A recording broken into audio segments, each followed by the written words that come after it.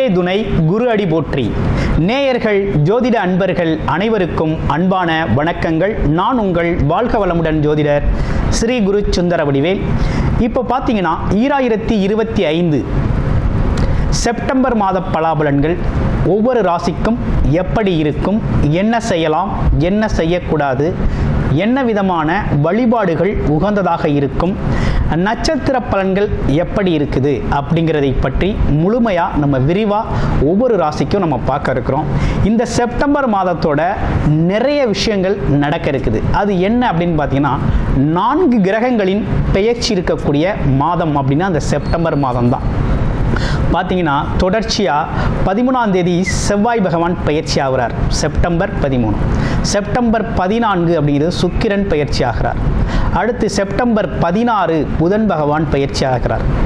அடுத்து செப்டம்பர் 17 சூரியனும் பார்த்தீங்கன்னா அடுத்த ராசிக்கு பயணம் போகிறார். அப்போ இந்த காலகட்டத்தில் பல்வேறு விதமான மாற்றங்கள், கிரகத்தின் மாற்றம் எப்படி நடக்குது அப்படிங்கிறத பொறுத்து ஒவ்வொரு ராசிக்கும் பல்வேறு விதமான மாற்றங்களை, முன்னேற்றங்களையும் எதிர்பார்க்கக்கூடிய மாதமாக இந்த மாதம் அப்படிங்கிறது அமைஞ்சிருக்குது. எந்தெந்த ராசிக்கு எப்படி இருக்குது அப்படிங்கிறத விரிவாக தெளிவாக இப்போ நம்ம பார்க்கலாம். இப்போ உங்கள் ராசிக்கு எப்படி இருக்குது அப்படிங்கிறத பார்ப்போம். சித்திரை நட்சத்திரம் நம்பிக்கைக்கு உரியவர்,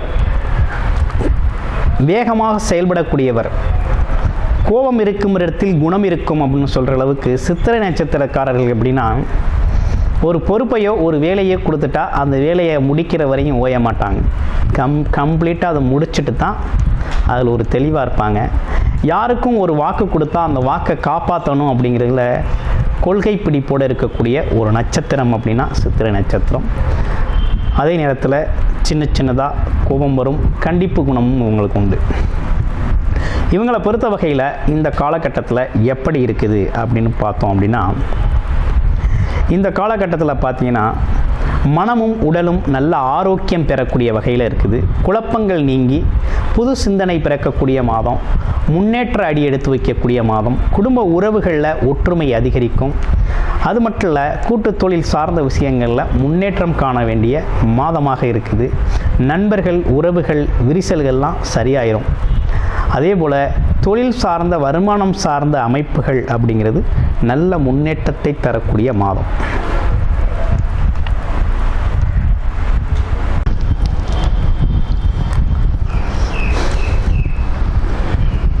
துலாம் ராசி காலச்சக்கரத்தின் 7வது ராசியாக இருக்கக்கூடிய துலாம் ராசி அன்பர்களுக்கு இந்த செப்டம்பர் மாதம் எப்படி இருக்க போகுது, செப்டம்பர் மாதம் என்ன மாதிரி கிரக மாற்றங்கள்லாம் நடக்குது அப்படிங்கிறத பற்றிலாம் நம்ம விரிவாக பார்க்க இருக்கிறோம். அந்த வகையில் துலாம் ராசி அப்படின்னா சுக்கிரனோட ஆதிக்கம் நிறைய இருக்குது. சனி பகவான் உச்சம் பெறக்கூடிய ஒரு ராசியாகவும் இருக்குது. துலாம் ராசியை பொறுத்த வகையில் பார்த்திங்கன்னா, தனக்காக வாழ்ந்ததை விட பிறருக்காக வாழ்கிறது அப்படிங்கிற ஒரு அமைப்பு பார்த்திங்கன்னா துலாம் ராசிக்கு நிறையவே உண்டு. இவங்களுக்காக ஒரு விஷயத்தை செஞ்சுக்கணும் அப்படின்னா செஞ்சுக்க மாட்டாங்க. திட்டம்லாம் போடுவாங்க, யோசிப்பாங்க, சிந்தனையெல்லாம் நல்லா இருக்கும். ஆனால் அதை செயல்பாட்டுக்குள்ள வராது. ஆனால் மற்றவங்களுக்கு ஏதோ ஒரு விஷயம் செய்யணும் அப்படின்னா முதலாக போய் நின்று உதவக்கூடிய குணம் அப்படிங்கிறது உண்டு. அது மட்டும் இல்லாமல் தனக்கு தெரிஞ்ச விஷயத்தை மற்றவங்களுக்கு சொல்லி கொடுக்கறது, தெரியப்படுத்துறது அப்படிங்கிறத வெளிப்படையாக பேசக்கூடிய ஒரு தன்மை அப்படிங்கிறது துலாம் ராசிக்குனே உண்டான ஒரு சிறப்பு. துலாம் ராசியை பொறுத்த வகையில் நேர்மை, உண்மை அப்படிங்கிற ஒரு விஷயத்தை ரொம்ப ஸ்ட்ராங்காக பிடிச்சி வச்சுக்கக்கூடிய ஒரு அமைப்பு அப்படிங்கிறது உண்டு. துலாம் ராசி அன்பர்கள் இந்த காலகட்டத்தில் ராசிநாதன் அப்படிங்கிற ஒரு 10ஆம் இடம் தொழில் ஸ்தான அமைப்புகளை பெற்றிருக்கிறார். அது எந்த காலகட்டம் வரையும் பார்த்தோம்னா செப்டம்பர் 14ஆம் தேதி வரையும் பார்த்தீங்கன்னா 10ஆம் இடத்தில் இருக்கக்கூடிய சுக்கிர பகவான் 14ஆம் தேதிக்கு பிறகு 11ஆம் இடம் ஷிஃப்ட் ஆகிறார். இது ஒரு அமைப்பு. இப்போ எது சார்ந்து போய்கிட்டு இருக்கு அப்படின்னு பார்த்தோம்னா, துலாம் ராசி அன்பர்களோட எண்ண ஓட்டங்கள் எல்லாமே வேலை, தொழில், வருமானம். இதுதான் மெயின் அடிப்படை. இப்போ வேலையை பற்றிய சிந்தனை என்ன, நல்ல வேலை கிடைக்கணும், நல்ல வருமானம் எடுக்கணும். தொழில் நல்லபடியாக தொழிலை செய்யணும், நல்ல வருமானத்தை ஈட்டணும். வியாபாரம் நல்லா இருக்கணும் அப்படிங்கிறதுல தான் அதிகப்படியான அக்கறையும் முயற்சியும் எடுத்துக்கிட்டு இருப்பீங்க. உங்கள் ஆசைப்படி நிறைவேறக்கூடிய ஒரு அமைப்பு அப்படிங்கிறது இந்த கிரக மாற்றங்களால் ஏற்பட்டிருக்கு. இதில் ஒரு விஷயம் என்னென்னா, உங்களோட ஆசைகள், எண்ணங்கள், கனவுகள் சார்ந்த விஷயங்களுக்கான முயற்சிகள் அப்படிங்கிறது நிறைவேறக்கூடிய ஒரு அமைப்பு அப்படிங்கிறது வந்திருக்குது. அதே நேரத்தில் குரு பகவானோட குரு பார்வை அப்படிங்கிறது ரொம்ப சிறப்பாக இருக்குது ராசிக்கு. உங்களுடைய தசாபுத்தி அமைப்புகளை இப்போ நீங்கள் பார்த்துக்கணும். ஏன்னா 11ஆம் இடம் சொல்லக்கூடிய லாபஸ்தானத்தில் கேது பகவான் அமர்ந்திருக்கிறார். அவரோட இணைவு பெறுவார். யார்? சுக்கிரன் இணைவு பெறுவார். அப்போ கேது அப்படிங்கிறவர் உங்களுடைய பிறப்பு ஜாதகத்தில் கேது தசையோ கேது புத்தியோ நடக்குதா அப்படிங்கிறத பார்த்துக்கணும். ஏன்னா 11ஆம் இடங்கிறது ஆசைகள், எண்ணங்கள், கனவுகள், நீண்ட நெடுநாள் முயற்சி செஞ்ச விஷயங்கள், எதிர்பாராத மாற்றங்கள், திருப்பங்கள் நடக்கக்கூடிய ஒரு இடம், ஒரு அமைப்பு, லாபம் கிடைக்கக்கூடிய அமைப்பு. ஒன்லி லாபஸ்தானம். லாபஸ்தானத்தில் கேது பகவான் அமர்ந்து ராசிநாதன் அங்கே போய் அமர்றாரு அப்படின்னா என்ன ஆகும்? கொஞ்சம் உழைப்புக்கான ஊதியம், அந்தஸ்து, கௌரவம், ஆசைகள், எண்ணங்கள் நிறைவேறதில் கொஞ்சம் தடை தாமதங்களை ஏற்படுத்தக்கூடிய ஒரு அமைப்பு அப்படிங்கிறது இருக்குது. அதே 11ஆம் அதிபதியும் ஆட்சி பெற்று இருக்கக்கூடிய அமைப்பு அப்படிங்கிறது அதே காலகட்டத்தில் இருக்குது. அப்போ என்னென்னா, கொஞ்சம் கவனமாக செயல்படணும். எப்போ அப்படின்னு பார்க்கணும். செப்டம்பர் மாதம் 14ஆம் தேதிக்கு பிறகு கொஞ்சம் கவனம், அவேர்னஸ் எடுத்துக்கணும், கூடுதல் கவனம் எடுத்துக்கணும். ஏன்னா கேது பகவான் லாபஸ்தானத்தில் இருக்கிறதுனால எடுத்துக்கணும். ஏன்னா சின்ன தடங்கல்கள் வரக்கூடிய ஒரு அமைப்பு இருக்குது. பெண்கள் சம்மந்தப்பட்ட விஷயத்தில் கொஞ்சம் கவனமாக இருக்கணும்.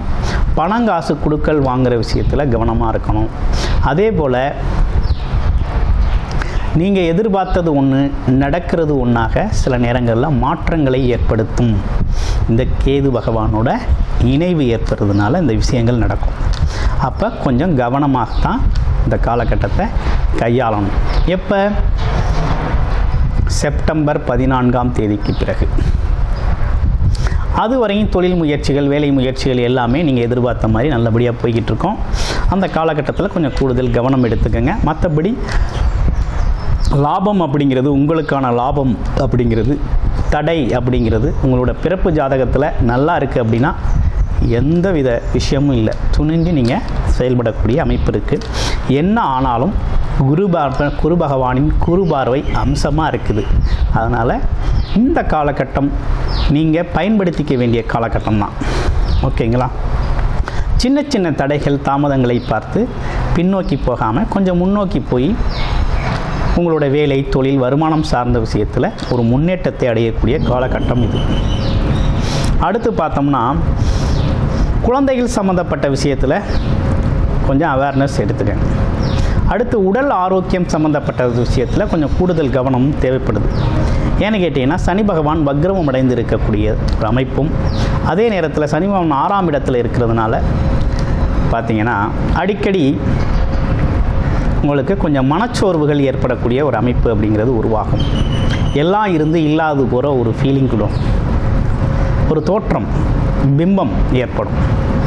அதனால் இந்த விஷயத்தில் கொஞ்சம் கவனமாக இருங்க. மற்றபடி உங்களுக்கு இந்த காலகட்டம் அப்படிங்கிறது ஒரு நல்ல காலகட்டம் தான். ஆமாம், வெளிநாடு, வெளியூர் பயணங்கள் ரொம்ப சிறப்பாக இருக்குது. அதே நேரத்தில் 7க்குடைய செவ்வாய் பகவானும் பார்த்திங்கன்னா செப்டம்பர் 13ஆம் தேதி உங்களுடைய ராசிக்கே வந்துடுவார். திருமணம் சார்ந்த விஷயங்கள் கைகூடும். அதே போல் கணவன் மனைவி ஒற்றுமை அதிகரிக்கும். நண்பர்கள், கூட்டாளிகள் சார்ந்த விஷயங்கள் அதிகரிக்கும். போட்டி பந்தயங்களில் ஜெயிப்பீங்க. ஆமாம், எதிரிகள் உங்கள் வசமாவார்கள், நீங்கள் சொல்கிறத கேட்பாங்க. அப்படிங்கிற மாதிரி பகை மறந்து பாராட்டக்கூடிய ஒரு தன்மை, இதெல்லாம் ஏற்படக்கூடிய ஒரு காலகட்டமாக இந்த காலகட்டம் இருக்குது. ஓகே, இப்படிப்பட்ட சூழ்நிலைகளோடு இருக்கக்கூடிய இந்த காலகட்டத்தில் பார்த்திங்கன்னா என்ன விதமான வழிபாடு கொஞ்சம் நல்லாயிருக்கும் அப்படிங்கிறத பார்க்கணும். விநாயகர் வழிபாடு, ஆஞ்சநேயர் வழிபாடு அப்படிங்கிறத தொடர்ச்சியாக செஞ்சுக்கிட்டு வாங்க. உங்கள் வாழ்க்கைக்கு ரொம்ப சிறப்பாக இந்த காலகட்டத்தை கடந்து போயிடலாம். மற்றபடி ரொம்ப நல்லா இருக்குமா அப்படின்னா, துலாம் ராசியை பொறுத்தவரையில் சின்ன சின்ன குழப்பங்களோடு வாழ்க்கை நகரும். ஓகேங்களா? ஒரு பயத்தோடவே இருக்கிறது மாதிரி சில பேருக்கு இருக்கும். திடீர்னு வேலையை விட்டு தூக்கிடுவாங்களோ, வேலை இல்லாமல் போயிடுமோ, வருமானம் இல்லாமல் போயிடுமோ அப்படிங்கிற ஒரு பயம் இருக்குமே தவிர, மற்றபடி நீங்கள் பயப்படுற அளவுக்கு இந்த காலகட்டம் அப்படி சூழ்நிலைகள் இல்லை. உடல் ஆரோக்கியத்தில் கண்டிப்பாக கூடுதல் கவனம் எடுத்துக்கணும். அடுத்து வெளிநாடு வெளியூர் யோகங்கள்லாம் நல்லா இருக்குது. அதே போல் பிரயாணங்கள் மூலமாக நல்லா இருக்குது. தொழில் சார்ந்த அமைப்புகள் நல்லா இருக்குது. வியாபாரம் சார்ந்த விஷயங்கள்லையும் நீங்கள் முயற்சிகள் எடுக்கலாம், நல்லா இருக்குது. ஆமாம், அரசு காரியங்கள் கொஞ்சம் நீங்கள் ஒன்று எதிர்பார்த்து ஒரு முயற்சி எடுத்திருப்பீங்க, அங்கே நடக்கிறது ஒரு மாதிரியாக இருக்கும். அதனால் கொஞ்சம் தள்ளி போட்டு செய்கிறது அப்படிங்கிறது உங்களுக்கு நல்ல முன்னேற்றத்தை தரும். இவை அனைத்தும் கோச்சார ரீதியான கிரக மாற்றங்களால் ஏற்படக்கூடிய பலன்களாக இருக்குது. அப்போ உங்களுடைய பிறப்பு ஜாதகத்தில் எப்படி இருக்குது, என்ன தசாபுத்தி அமைப்புகள் ஓடுது, எது சாதகமான சூழ்நிலையை தருது, இதில் இருக்கக்கூடிய மாற்றங்களுக்கும் இதில் இருக்கக்கூடிய சங்கடங்கள் அந்த பிறப்பு ஜாதகத்தில் ஜாதக ரீதியாக எப்படி இருக்குது அப்படிங்கிறதெல்லாம் கம்பேர் பண்ணி பார்த்து இந்த காலகட்டத்தை நீங்கள் பயன்படுத்திக்கணும். அடுத்து பாருங்கள், உங்கள் ராசியில் இருக்கக்கூடிய நட்சத்திரங்கள். முதல் நட்சத்திரம் சித்திரை நட்சத்திரம் எப்படி இருக்க போகுது? சித்திரை நட்சத்திரம் திருமணம் சார்ந்த விஷயங்கள் கை கொடுக்கும், கூட்டுத் தொழில் சம்மந்தப்பட்ட விஷயங்கள் கை கொடுக்கும், வேலை வாய்ப்புகள் நல்லாயிருக்கும். அது மட்டும் இல்லாமல் பாருங்கள், வருமானம் சார்ந்த விஷயங்கள் நல்லாயிருக்கும், தன்னம்பிக்கை தைரியம் வளரும். ஆமாம், வரன் தேடி வரக்கூடிய ஒரு அமைப்பு அப்படிங்கிறது இருக்குது. கணவன் மனைவி ஒற்றுமைகள் அதிகரிக்கக்கூடிய ஒரு அமைப்பு இருக்குது. விரிசல் இருந்தால் ஒற்றுமை அதிகரிக்கும் அப்படிங்கிற ஒரு அமைப்பெல்லாம் நல்லா இருக்குது. இளைய சகோதர உறவுகள் உங்களுக்கு உதவி செய்வாங்க. அவங்களோட நட்புறவு பாராட்டக்கூடிய ஒரு நல்ல நிலை உருவாகும். அடுத்து பாருங்கள், சுவாதி நட்சத்திரம். சுவாதி நட்சத்திரத்துக்கு எப்படி இருக்குது? குழந்தைகளோட உடல் ஆரோக்கியம் குறித்து கொஞ்சம் கவலைப்படுவீங்க. உடல் ஆரோக்கியம் மேம்படுறதுக்கான முயற்சிகள் எடுப்பீங்க. குழந்தைகளோட பள்ளி கல்வி சார்ந்த விஷயங்கள், ஆமாம், இதெல்லாம் கொஞ்சம் கூடுதல் கவனம் எடுக்க வேண்டிய நிலை அப்படிங்கிறது இருக்குது. அடிக்கடி நீங்கள் பார்த்தீங்கன்னா துர்க்கை அம்மன் வழிபாடு பண்ணிக்கிறது ரொம்ப நல்லது. அது மட்டும் இல்லாமல் உங்களோட ஆழ்மனத எண்ணங்கள், பிரம்மாண்டமான ஆசைகள், கனவுகள் சார்ந்த முயற்சிகளை உங்களோட தசாபுத்தி அமைப்புகள் பிறப்பு ஜாதகத்தின் அடிப்படையில் அது எப்படி இருக்குது அப்படின்னு பார்த்துக்கிட்டு அதுக்கான முயற்சிகள் எடுங்க. ஆனால் சூழ்நிலைகள் ரொம்ப சாதகமாக இருக்குது. அடுத்து பாருங்கள், விசாக நட்சத்திரம்.